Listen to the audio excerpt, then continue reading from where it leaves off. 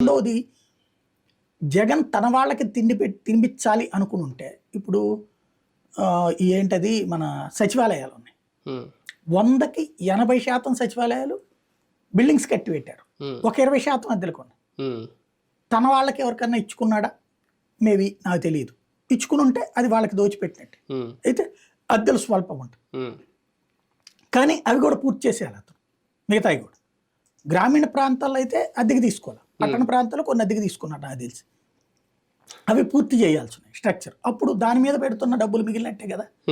ఇంకొకటి అన్నిటికంటే ముఖ్యమైనటువంటిది ఏంటంటే, నాకు అర్థమైనంత వరకు ఇతని పర్మనెంట్ ఇన్కమ్ సోర్సెస్ కిందన ఆరోగ్యశ్రీకి 1000 కోట్లు ఖర్చు పెడుతున్నాను. సరే, అది లేట్ అవుతున్నది, అది కాదని నేను. ప్రైవేట్ ఆసుపత్రులే వీటితో బ్రతుకుతున్నారు ఇప్పటిదాకా, దాంతోనే గొడవలు అవుతున్నాయి. ఇప్పుడు ఇతని ఆలోచన ఏంటంటే, ఇప్పుడు ప్రైవేట్ ఆసుపత్రులు ఇతని మీద కోపం కూడా అదే.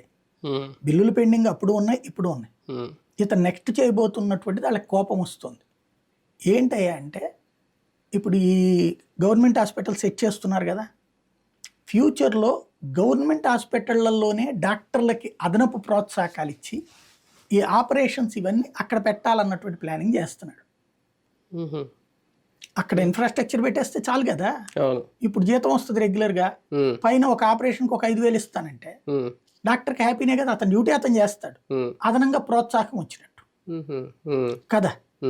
లేదు, కన్సల్టెన్సీ డాక్టర్ల కింద పిలిపించుకుని ఆపరేషన్కి బయట ప్రైవేట్ హాస్పిటల్కి ఎంత ఇవ్వాల్సి వస్తుంది?